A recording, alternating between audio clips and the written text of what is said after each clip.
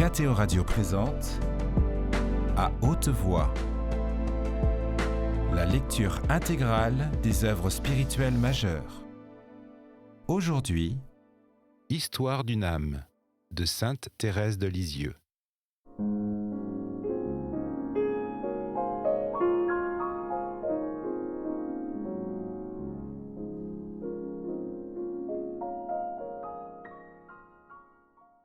Je me rappelle qu'en effet, je ne pouvais pas rester sans Céline. J'aimais mieux sortir de table avant d'avoir fini mon dessert que de ne pas la suivre aussitôt qu'elle se levait. Je me tournais dans ma grande chaise, demandant qu'on me descende, et puis nous allions jouer ensemble.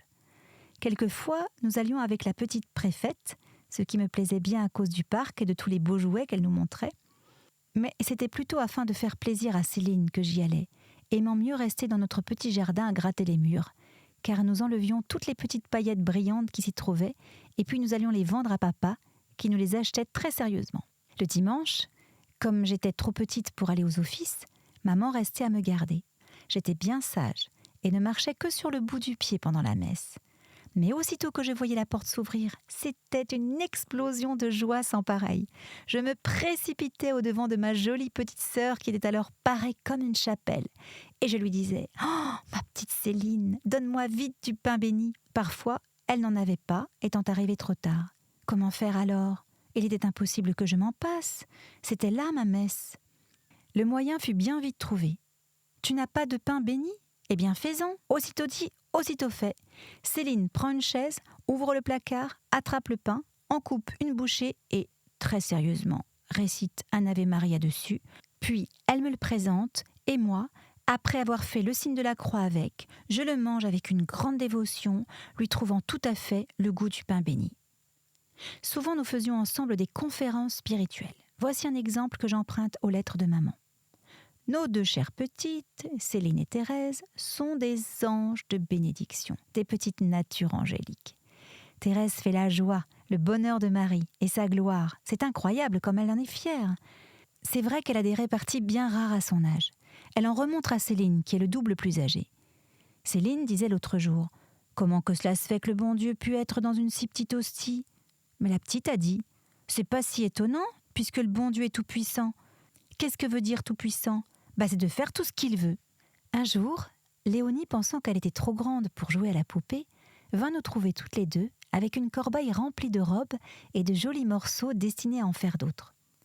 Sur le dessus était couchée sa poupée. « Tenez, mes petites sœurs, nous dit-elle, choisissez, je vous donne tout cela. » Céline avança la main et prit un petit paquet de ganses qui lui plaisait. Après un moment de réflexion, j'avançai la main à mon tour en disant « Je choisis tout ». Et je pris la corbeille sans autre cérémonie. Les témoins de la scène trouvèrent la chose très juste. Céline elle-même ne songea pas à s'en plaindre. Son parrain la comblait de cadeaux et Louise trouvait moyen de lui procurer tout ce qu'elle désirait. Ce petit trait de mon enfance est le résumé de toute ma vie. Plus tard, lorsque la perfection m'est apparue, j'ai compris que pour devenir une sainte, il fallait beaucoup souffrir, rechercher toujours le plus parfait et s'oublier soi-même. J'ai compris qu'il y avait bien des degrés dans la perfection et que chaque âme était libre de répondre aux avances de notre Seigneur, de faire peu ou beaucoup pour lui. En un mot, de choisir entre les sacrifices qu'il demande. Alors, comme au jour de ma petite enfance, je me suis écriée « Mon Dieu, je choisis tout. Je ne veux pas être une sainte à moitié. Cela ne me fait pas peur de souffrir pour vous. Je ne crains qu'une chose, c'est de garder ma volonté. Prenez-la. Car je choisis tout ce que vous voulez. » Il faut que je m'arrête. Je ne dois pas encore vous parler de ma jeunesse, mais du petit lutin de 4 ans. Je me souviens d'un rêve que j'ai dû faire vers cet âge et qui s'est profondément gravé dans mon imagination. Une nuit, j'ai rêvé que je sortais pour aller me promener seule au jardin. Arrivé au bas des marches qu'il fallait monter pour y arriver, je m'arrêtais, saisi d'effroi. Devant moi, auprès de la tonnelle, se trouvait un baril de chaux, et sur ce baril, 2 affreux petits diablotins dansaient avec une agilité surprenante, malgré des fers à repasser qu'ils avaient aux pieds. Tout à coup, ils jetèrent sur moi leurs yeux flamboyants, puis, au même moment, paraissant bien plus effrayés que moi, ils se précipitèrent au bas du baril et allèrent se cacher dans la lingerie qui se trouvait en face. Les voyant si peu braves, je voulus savoir ce qu'ils allaient faire, et je m'approchai de la fenêtre. Les pauvres diablotins étaient là, courant sur les tables et ne sachant comment faire pour fuir mon regard. Quelquefois ils s'approchaient de la fenêtre, regardant d'un air inquiet si j'étais encore là, et me voyant toujours, ils recommençaient à courir comme des désespérés. Sans doute ce rêve n'a rien d'extraordinaire. Cependant, je crois que le bon Dieu a permis que je m'en rappelle, afin de me prouver qu'une âme en état de grâce n'a rien à craindre des démons qui sont des lâches, capables de fuir devant le regard d'un enfant. Voici encore un passage que je trouve dans les lettres de maman. Déjà, cette pauvre petite mère pressentait la fin de son exil. Les deux petites ne m'inquiètent pas. Elles sont si bien toutes les deux. Ce sont des natures choisies. Certainement, elles seront bonnes. Marie et toi, vous pourrez parfaitement les élever. Céline ne fait jamais la plus petite faute volontaire. La petite sera bonne aussi. Elle ne mentirait pas pour tout l'or du monde. Elle a de l'esprit, comme je n'en ai jamais vu à aucune de vous. L'autre jour, elle était chez l'épicier avec Céline et Louise. Elle parlait de ses pratiques et discutait fort avec Céline. La dame a dit à Louise : « Qu'est-ce qu'elle veut donc dire quand elle joue dans le jardin, on n'entend parler que de pratique ?» Madame Gaucherin avance la tête par sa fenêtre pour tâcher de comprendre ce que veut dire ce débat de pratique. Cette pauvre petite fait notre bonheur. Elle sera bonne. On voit déjà le germe. Elle ne parle que du bon Dieu. Elle ne manquerait pas pour tout à faire ses prières. Je voudrais que tu la vois rester de petite fable. Jamais je n'ai rien vu de si gentil. Elle trouve toute seule l'expression qu'il faut donner et le ton. Mais c'est surtout quand elle dit « Petit enfant à tête blonde, où crois-tu donc est le bon Dieu ?» Quand elle en est là, il est là-haut dans le ciel bleu. Elle tourne son regard en haut avec une expression angélique. On ne se lasse pas de le lui faire dire tant c'est beau. Il y a quelque chose de si céleste dans son regard qu'on en est ravi.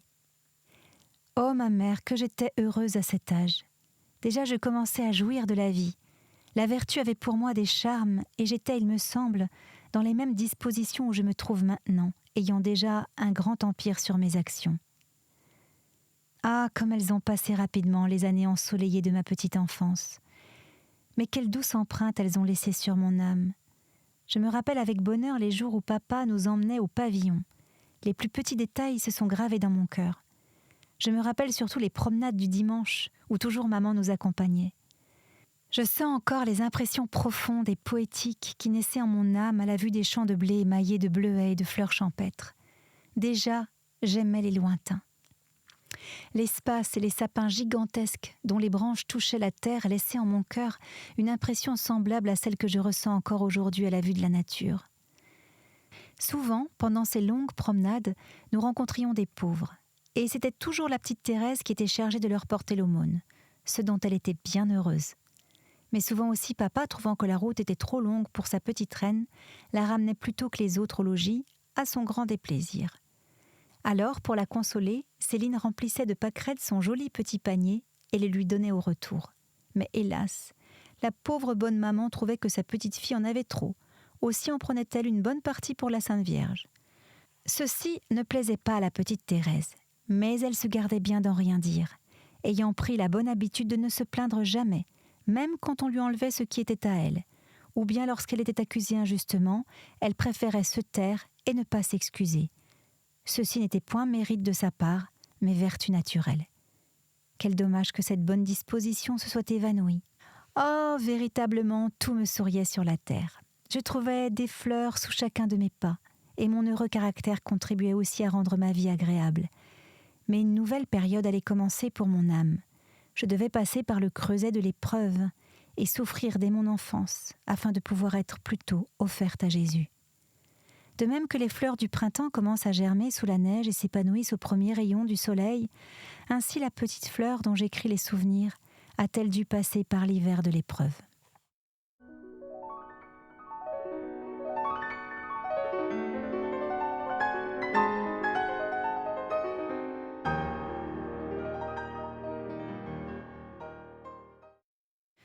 Tous les détails de la maladie de ma mère chérie sont encore présents à mon cœur. Je me souviens surtout des dernières semaines qu'elle a passées sur la terre. Nous étions, Céline et moi, comme des pauvres petites exilées.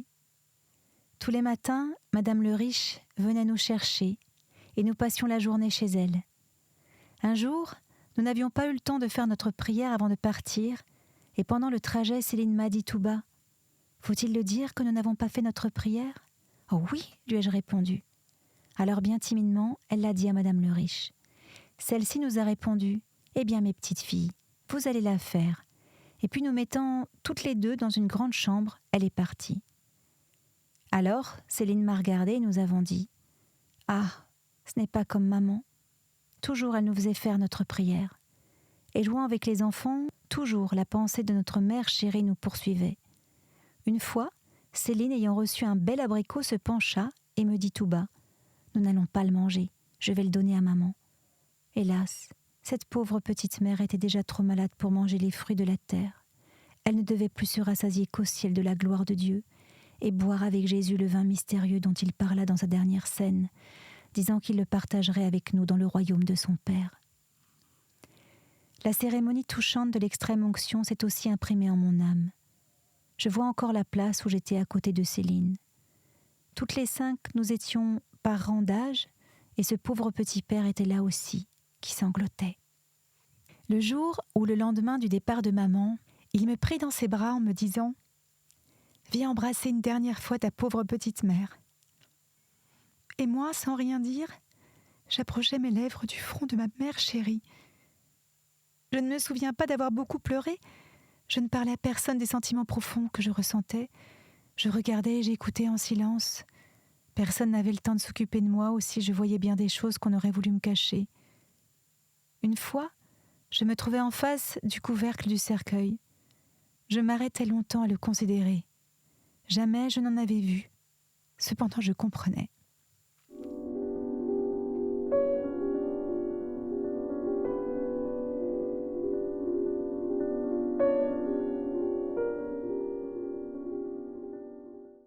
J'étais si petite que malgré la taille peu élevée de maman, j'étais obligée de lever la tête pour voir le haut.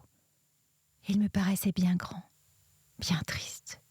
15 ans plus tard, je me trouvais devant un autre cercueil, celui de mère Geneviève. Il était de la même grandeur que celui de maman, et je me crus encore au jour de mon enfance. Tous mes souvenirs revinrent en foule. C'était bien la même petite Thérèse qui regardait, mais elle avait grandi, et le cercueil lui paraissait petit. Elle n'avait plus besoin de lever la tête pour le voir. Elle ne la levait plus que pour contempler le ciel, qui lui paraissait bien joyeux, car toutes ses épreuves avaient pris fin, et l'hiver de son âme était passé pour toujours. Le jour où l'Église bénit la dépouille mortelle de notre petite mère du ciel, le bon Dieu voulut m'en donner une autre sur la terre, et il voulut que je la choisisse librement. Nous étions ensemble, toutes les 5, nous regardant avec tristesse. Louise était là aussi, et voyant Céline et moi, elle dit « Pauvre petite, vous n'avez plus de mère. » Alors, Céline se jeta dans les bras de Marie, disant « Eh bien, c'est toi qui seras maman. » Moi, j'étais habituée à faire comme elle. Cependant, je me tournais vers vous, ma mère chérie, et comme si déjà l'avenir avait déchiré son voile, je me jetais dans vos bras en m'écriant « Eh bien moi, c'est Pauline qui sera maman. » Comme je l'ai dit plus haut, c'est à partir de cette époque de ma vie qu'il me fallut entrer dans la seconde période de mon existence, la plus douloureuse des 3, surtout depuis l'entrée au Carmel de celle que j'avais choisie pour ma seconde maman. Cette période s'étend depuis l'âge de 4 ans et demi jusqu'à celui de ma 14e année, époque où je retrouvais mon caractère d'enfant tout en entrant dans le sérieux de la vie. Il faut vous dire, ma mère, qu'à partir de la mort de maman, mon heureux caractère changea complètement. Moi, si vive, si expansive, je devins timide et douce, sensible à l'excès. Un regard suffisait pour me faire fondre en larmes. Il fallait que personne ne s'occupât de moi pour que je sois contente. Je ne pouvais pas souffrir la compagnie de personnes étrangères et ne retrouvais ma gaieté que dans l'intimité de la famille. Cependant, je continuais à être entourée de la tendresse la plus délicate. Le cœur si tendre de papa avait joint à l'amour qu'il possédait déjà, un amour vraiment maternel. Vous, ma mère et Marie, n'étiez-vous pas pour moi les mères les plus tendres, les plus désintéressées ? Ah, si le bon Dieu n'avait pas prodigué ses bienfaits rayons à sa petite fleur, jamais elle n'aurait pu s'acclimater à la terre. Elle était encore trop faible pour supporter les pluies et les orages. Il lui fallait de la chaleur, une douce rosée, et des brises printanières. Jamais elle ne manqua de tous ses bienfaits. Jésus les lui fit trouver, même sous la neige de l'épreuve. Je ne ressentis aucun chagrin en quittant Alençon. Les enfants aiment le changement, et ce fut avec plaisir que je vins à Lisieux. Je me souviens du voyage, de l'arrivée le soir chez ma tante. Je vois encore Jeanne et Marie nous attendant à la porte. J'étais bien heureuse d'avoir des petites cousines si gentilles. Je les aimais beaucoup, ainsi que ma tante, et surtout mon oncle. Seulement, il me faisait peur. Et je n'étais pas à mon aise chez lui comme au Buissonnet. C'est là que ma vie était véritablement heureuse. Dès le matin, vous veniez auprès de moi, me demandant si j'avais donné mon cœur au bon Dieu. Ensuite, vous m'habilliez en me parlant de lui. Et puis, à vos côtés, je faisais ma prière. Après venait la leçon de lecture. Le premier mot que je pus lire seul fut celui-ci. Cieux. Ma chère marraine se chargea des leçons d'écriture, et vous, ma mère, de toutes les autres. Je n'avais pas une très grande facilité pour apprendre, mais j'avais beaucoup de mémoire. Le catéchisme et surtout l'histoire sainte avaient mes préférences. Je les étudiais avec joie. Mais la grammaire a fait souvent couler mes larmes. Rappelez-vous, le masculin et le féminin. Aussitôt que ma classe était finie, je montais au belvédère portant ma rosette et ma note à papa. Que j'étais heureuse quand je pouvais lui dire « J'ai 5 sans exception, c'est Pauline qui l'a dit la première ». Car lorsque je vous demandais si j'avais 5 sans exception et que vous me disiez oui, c'était à mes yeux un degré de moins. Vous me donniez aussi des bons points. Quand j'en avais amassé un certain nombre, j'avais une récompense et un jour de congé. Je me rappelle que ces jours-là me semblaient bien plus longs que les autres, ce qui vous faisait plaisir puisque cela montrait que je n'aimais pas à rester sans rien faire. Toutes les après-midi, j'allais faire une petite promenade avec papa. Nous faisions ensemble notre visite au Saint-Sacrement, visitant chaque jour une nouvelle église. C'est ainsi que j'entrais pour la première fois dans la chapelle du Carmel. Papa me montra la grille du chœur, me disant que derrière étaient des religieuses. J'étais bien loin de me douter que 9 ans plus tard, je serais parmi elles. Après la promenade, pendant laquelle papa m'achetait toujours un petit cadeau d'1 ou 2 sous, je rentrais à la maison. Alors je faisais mes devoirs, puis tout le reste du temps je restais à sautiller dans le jardin autour de papa, car je ne savais pas jouer à la poupée. C'était une grande joie pour moi de préparer des tisanes avec des petites graines et des écorces d'arbres que je trouvais par terre. Je les portais ensuite à papa dans une jolie petite tasse. Ce pauvre petit père quittait son ouvrage, et puis en souriant, il faisait semblant de boire. Avant de me rendre la tasse, il me demandait, comme à la dérobée, s'il fallait en jeter le contenu. Quelquefois, je disais oui, mais plus souvent, je remportais ma précieuse tisane, voulant la faire servir plusieurs fois. Je m'amusais à dresser de petits autels dans l'enfoncement qui se trouvait au milieu dans le mur.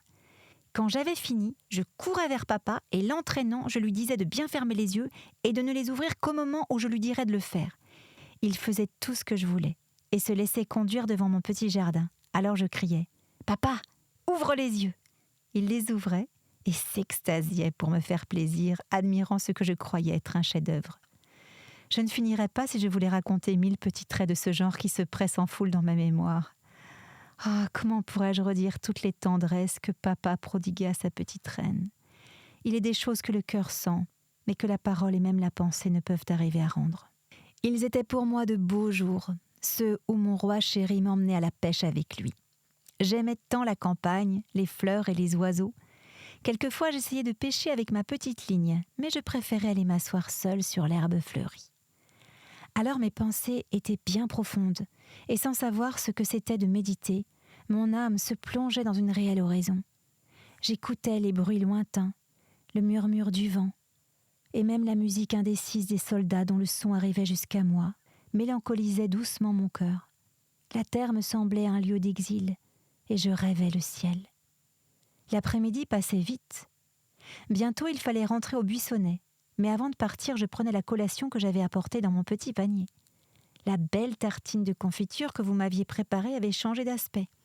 Au lieu de sa vive couleur, je ne voyais plus qu'une légère teinte rose, toute vieillie et rentrée. Alors la terre me semblait encore plus triste, et je comprenais qu'au ciel seulement, la joie serait sans nuage.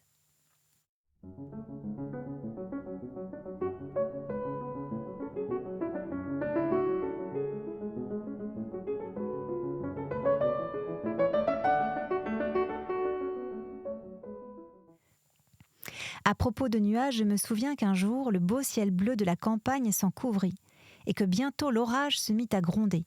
Les éclairs sillonnaient les nuages sombres, et je vis à quelque distance tomber le tonnerre. Loin d'en être effrayée, j'étais ravie. Il me semblait que le bon Dieu était si près de moi. Papa n'était pas tout à fait aussi content que sa petite reine. Non que l'orage lui fit peur, mais l'herbe et les grandes pâquerettes, qui étaient plus hautes que moi, étincelaient de pierres précieuses. Il nous fallait traverser plusieurs prairies avant de trouver une route, et mon petit père chéri, craignant que les diamants mouillent sa petite fille, la prit malgré son bagage de ligne et l'emporta sur son dos. Pendant les promenades que je faisais avec papa, il aimait à me faire porter l'aumône aux pauvres que nous rencontrions. Un jour, nous en vîmes un qui se traînait péniblement sur des béquilles. Je m'approchai pour lui donner un sou, mais ne se trouvant pas assez pauvre pour recevoir l'aumône, il me regarda en souriant tristement et refusa de prendre ce que je lui offrais. Je ne puis dire ce qui se passa dans mon cœur. J'aurais voulu le consoler, le soulager. Au lieu de cela, je pensais lui avoir fait de la peine. Sans doute le pauvre malade devina ma pensée, car je le vis se détourner et me sourire. Papa venait de m'acheter un gâteau. J'avais bien envie de le lui donner, mais je n'osais pas. Cependant, je voulais lui donner quelque chose qu'il ne puisse me refuser, car je sentais pour lui une sympathie très grande. Alors je me rappelais avoir entendu dire que le jour de la première communion, on obtenait tout ce qu'on demandait. Cette pensée me consola, et bien que je n'eusse encore que 6 ans, je me dis « Je prierai pour mon pauvre le jour de ma première communion ». Je tins ma promesse 5 ans plus tard, et j'espère que le bon Dieu exauça la prière qu'il m'avait inspiré de lui adresser pour un de ses membres souffrants. J'aimais beaucoup le bon Dieu, et je lui donnais bien souvent mon cœur en me servant de la petite formule que maman m'avait apprise. Cependant un jour, ou plutôt un soir du beau mois de mai, je fis une faute qui vaut bien la peine d'être rapportée. Elle me donna un grand sujet de m'humilier, et je crois en avoir eu la contrition parfaite. Étant trop petite pour aller au mois de Marie, je restais avec Victoire et faisais avec elle mes dévotions devant mon petit mois de Marie que j'arrangeais à ma façon. Tout était si petit, chandelier, pot de fleurs, que 2 allumettes bougies l'éclairaient parfaitement. Quelquefois, Victoire me faisait la surprise de me donner 2 petits bouts de ras de cave, mais c'était rare. Un soir, tout était prêt pour nous mettre en prière. Je lui dis « Victoire, voulez-vous commencer le souvenez-vous ? Je vais allumer. » Elle fit semblant de commencer, mais elle ne dit rien et me regarda en riant. Moi qui voyais mes précieuses allumettes se consommer rapidement, je la suppliai de faire la prière. Elle continua de se taire. Alors me levant, je me mis à lui dire bien haut qu'elle était méchante, et sortant de ma douceur habituelle, je frappais du pied de toutes mes forces. Cette pauvre Victoire n'avait plus envie de rire. Elle me regarda avec étonnement et me montra du ras de cave qu'elle m'avait apporté. Après avoir répandu des larmes de colère, je versai des larmes d'un sincère repentir, ayant le ferme propos de ne plus jamais recommencer. Une autre fois, il m'arriva une autre aventure avec Victoire, mais de celle-ci, je n'eus aucun repentir, car je gardais parfaitement mon calme. Je voulais avoir un encrier qui se trouvait sur la cheminée de la cuisine. Étant trop petite pour le prendre, je demandai bien gentiment à Victoire de me le donner, mais elle refusa, en me disant de monter sur une chaise. Je pris une chaise sans rien dire, mais en pensant qu'elle n'était pas aimable. Voulant le lui faire sentir, je cherchais dans ma petite tête ce qui m'offensait le plus. Elle m'appelait souvent, quand elle était ennuyée de moi, « petite mioche », ce qui m'humiliait beaucoup. Alors avant de sauter au bas de ma chaise, je me détournai avec dignité et je lui dis « Victoire, vous êtes une mioche ». Puis je me sauvai, la laissant méditer la profonde parole que je venais de lui adresser. C'était À haute voix, une émission de KTO Radio. Aujourd'hui, Histoire d'une âme. Lecture, Erhard von Meyer. Captation et réalisation, Gustave Schlicht et Thibaut Dagalier. Une émission disponible en podcast sur ktoradio.com ou sur l'application KTO Radio.